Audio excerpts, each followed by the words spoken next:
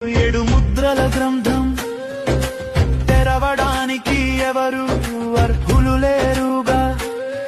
ఆ మహత్తర గ్రంథం పట్టుటకు యోధ గోత్రపు సింహమే వచ్చెను.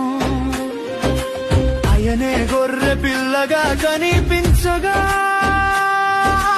వందనములతో సర్వలోకం వంగెను. రాజరా